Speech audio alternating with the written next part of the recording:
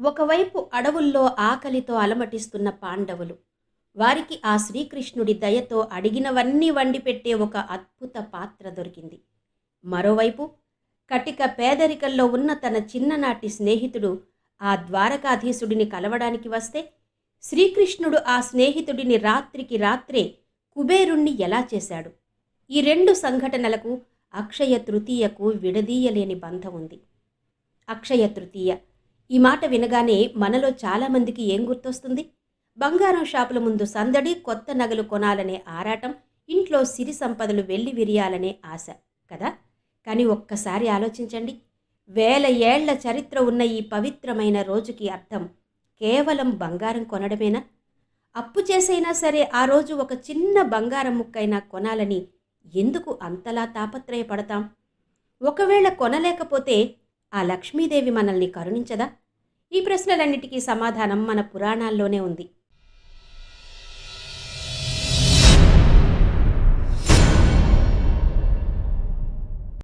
అక్షయ తృతీయ అంటే తీసుకోవడం కాదు, ఇవ్వడంలో ఉన్న గొప్పతనాన్ని, ఆనందాన్ని ప్రపంచానికి చాటి చెప్పిన రోజు అక్షయ తృతీయ.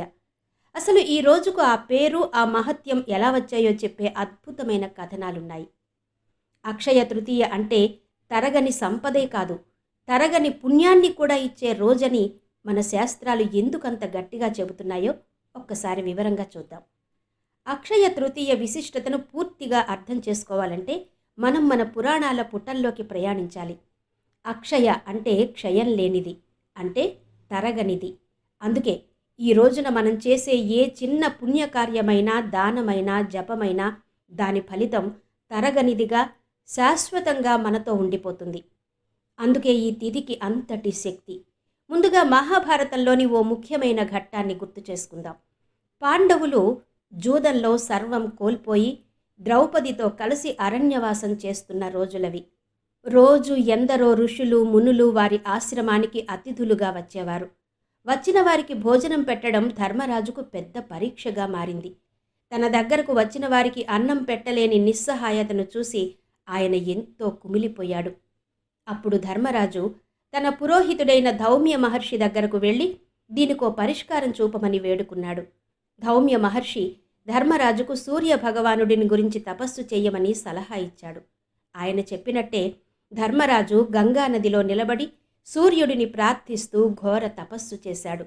ఆయన భక్తికి మెచ్చిన సూర్యదేవుడు ప్రత్యక్షమై, ధర్మనందన, నీ భక్తికి ప్రసన్నుడనయ్యాను, ఏం వరం కావాలో కోరుకో అన్నాడు. అప్పుడు ధర్మరాజు, సూర్యదేవా, మా ఆశ్రమానికి వచ్చే అతిథులకు, ఋషులకు నేను కడుపు నిండా అన్నం పెట్టలేకపోతున్నాను. నాకు అపరిమితంగా అన్నాన్ని ప్రసాదించే శక్తిని ప్రసాదించు అని కోరాడు. సూర్యభగవానుడు చిరునవ్వు నవ్వి ఒక రాగి పాత్రను అనుగ్రహించి, ధర్మరాజా, ఇదిగో, ఇది అక్షయ పాత్ర. దీనితో నీ భార్య ద్రౌపది కోరినన్ని వంటకాలను వండగలదు. ఎంతమంది వచ్చినా అందరికీ కడుపు నిండా భోజనం పెట్టగలదు. కానీ ఒక్క నియమం ఉంది. ఆ రోజు అందరి భోజనాలు అయ్యాక చివరిగా ద్రౌపది భోజనం చేసేంత వరకే ఈ పాత్ర ఆహారాన్ని అందిస్తుంది. ఆమె భోజనం పూర్తి చెయ్యగానే ఆ రోజుకు పాత్ర ఖాళీ అవుతుంది. మళ్ళీ మరుసటి రోజే ఆహారాన్ని అందిస్తుంది అని చెప్పి అదృశ్యమయ్యాడు. పాండవులు ఆ అక్షయ పాత్రను పొందిన ఆ శుభదినమే ఈ పవిత్రమైన అక్షయ తృతీయ.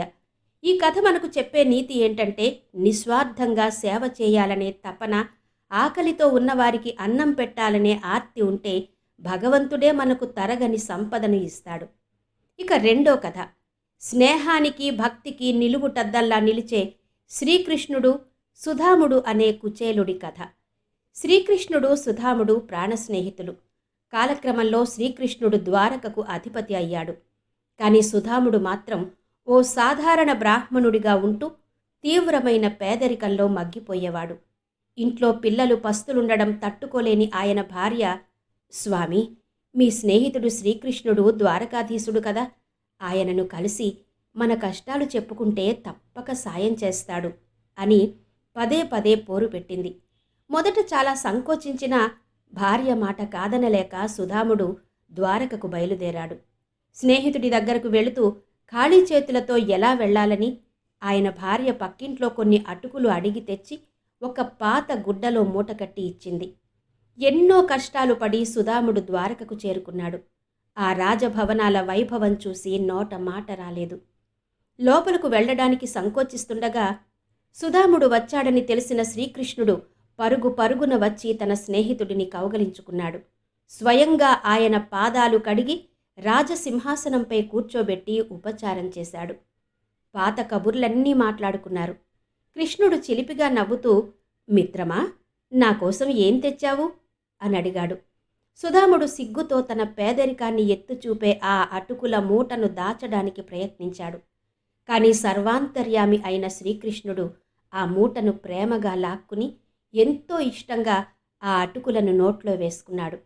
ఆహా, ఈ అటుకులు ఎంత అమృతంలా ఉన్నాయి అంటూ ఒక పిడికెడు తిన్నాడు. రెండో పిడికెడు తినబోతుంటే రుక్మిణీదేవి ఆయన చేతిని పట్టుకుని, స్వామి, ఒక్క పిడికెడుతోనే మీ స్నేహితుడికి తరగని ఐశ్వర్యాన్ని ఇచ్చారు. రెండోది కూడా తింటే మేమంతా ఆయనకు దాస్యం చేయాల్సి వస్తుందేమో అని ప్రేమగా వారించింది. సుధాముడు తన పేదరికం గురించి ఏమీ అడగలేకపోయాడు. శ్రీకృష్ణుడి ఆదరణకు పొంగిపోయి తిరిగి ఇంటికి బయలుదేరాడు. తీరా వచ్చి చూసేసరికి తన గుడిసె స్థానంలో ఒక పెద్ద భవనం, సిరి సంపదలు వెల్లివిరుస్తున్నాయి. ఇదంతా కృష్ణలీల అని గ్రహించాడు. సుధాముడు ప్రేమతో తెచ్చిన అటుకులను కృష్ణుడు స్వీకరించి ఆయన దారిద్ర్యాన్ని శాశ్వతంగా తొలగించిన ఆ శుభదినం కూడా అక్షయ తృతీయే. ఈ కథల సారాంశం ఒక్కటే: పాండవులకు అక్షయ పాత్ర దక్కింది దానం చేయడానికి. సుధాముడికి సంపదలు దక్కాయి ఆయన నిష్కల్మషమైన భక్తికి, స్నేహానికి. అంతేకాదు, సంపదలకు అధిపతి అయిన కుబేరుడు పరమశివుడిని మెప్పించి లక్ష్మీదేవితో పాటు సంపదలకు సంరక్షకుడుగా నియమించబడింది కూడా ఈ అక్షయ తృతీయ రోజే.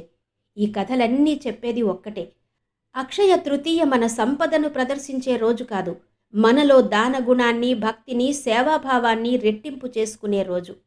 మరి ఇంత గొప్ప రోజైన అక్షయ తృతీయ నాడు ఆ లక్ష్మీనారాయణుల అనుగ్రహం పొందడానికి మనం ఎలాంటి పూజలు చేయాలి? శాస్త్ర ప్రకారం సరైన పూజా విధానం ఏంటో ఇప్పుడు తెలుసుకుందాం. ఈరోజు చేసే పూజలు, జపాలు అక్షయమైన ఫలితాలను ఇస్తాయి కాబట్టి చాలా శ్రద్ధతో, భక్తితో చేసుకోవాలి. ముందుగా ఉదయాన్నే లేచి తలస్నానం చేసి ఇంటిని, పూజా మందిరాన్ని శుభ్రం చేసుకోవాలి. వీలైతే పసుపు రంగు దుస్తులు ధరించడం చాలా శ్రేష్టం.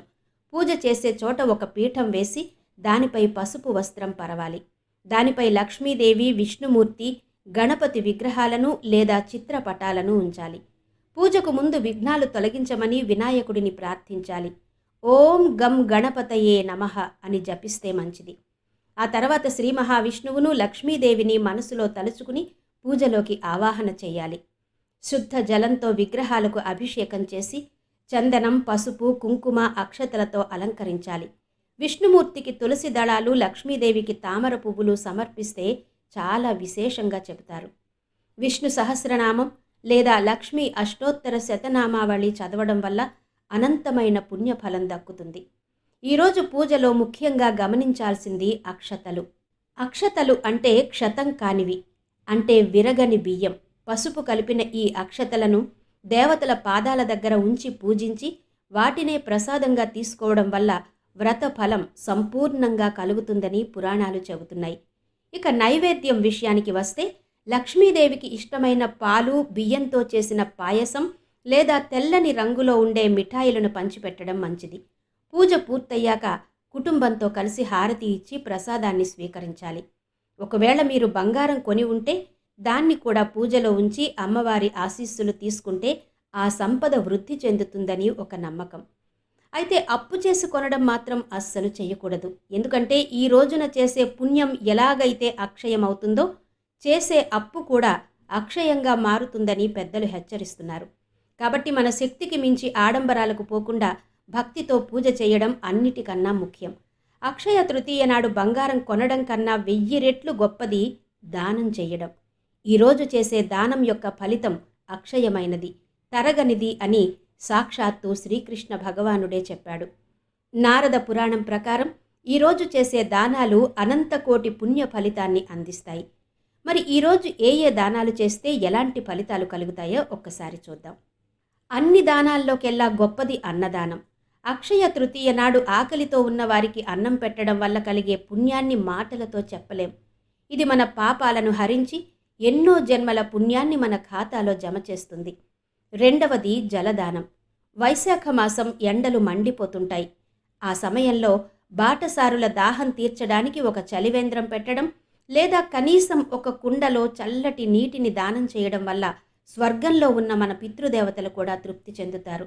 రాగి లేదా వెండి కలశంలో సుగంధ ద్రవ్యాలు కలిపిన నీటిని దానం చేయడం వల్ల పెళ్లి కాని వారికి త్వరగా వివాహం, పిల్లలు లేని వారికి సంతాన భాగ్యం కలుగుతుందని శాస్త్రవచనం. అలాగే ఎండ వేడి నుండి కాపాడే గొడుగు, కాళ్లకు రక్షణనిచ్చే పాదరక్షల దానం కూడా ఎంతో విశిష్టమైనది. గొడుగు దానం వల్ల కుటుంబంలో సుఖ సంతోషాలు, పాదరక్షల దానం వల్ల నరకలోక భయాలు తొలగిపోతాయని నమ్మకం. ఇవే కాకుండా వస్త్రదానం చేస్తే జీవితంలో అన్న వస్త్రాలకు లోటుండదు. శక్తి కొలది గోదానం, భూదానం, సువర్ణదానం వంటివి గొప్ప ఫలితాలనిస్తాయి. కుంకుమ దానం సౌభాగ్యాన్ని, చందన దానం కీర్తిని, కొబ్బరికాయ దానం వంశాభివృద్ధిని కలిగిస్తాయి. అయితే ఇక్కడ మనం గుర్తుంచుకోవలసిన ముఖ్య విషయం ఒకటి ఉంది. దానం అనేది నేను చేస్తున్నాను అనే అహం లేకుండా మనస్ఫూర్తిగా భక్తితో చేయాలి. భగవంతుడే తన ద్వారా మరొకరికి సహాయం చేయిస్తున్నాడు అన్న భావనతో చేయాలి. మీ రాశి ప్రకారం కూడా కొన్ని ప్రత్యేక వస్తువులను దానం చేయడం వల్ల విశేష ఫలితాలు కలుగుతాయని జ్యోతిష నిపుణులు చెబుతారు. ఉదాహరణకు మేషరాశివారు కందిపప్పు, సింహరాశివారు గోధుమలు, కుంభరాశివారు నల్ల గొడుగు దానం చేయడం మంచిది. కాబట్టి ఈ అక్షయ తృతీయ నాడు మన శక్తి మేరకు ఎంతో కొంత దానం చేసి తరగని పుణ్యం అనే అసలైన బంగారాన్ని కూడబెట్టుకోవాలి. ఈ వీడియో మీకు నచ్చినట్టయితే తప్పకుండా లైక్ చేయండి, మీ స్నేహితులకు, కుటుంబ సభ్యులకు షేర్ చేయండి. ఇలాంటి మరెన్నో ఆధ్యాత్మిక విశేషాలు తెలుసుకోవాలంటే మన ఛానల్ను సబ్స్క్రైబ్ చేసుకోవడం మాత్రం మర్చిపోకండి. పక్కనే ఉన్న గంట సింబల్ను ప్రెస్ చేసి ఆల్ నోటిఫికేషన్ని యాక్టివేట్ చేసుకోండి. మరో ఆధ్యాత్మిక విశేషంతో మళ్ళీ మీ ముందుంటాను. అంతవరకు సెలవు. నమస్తే.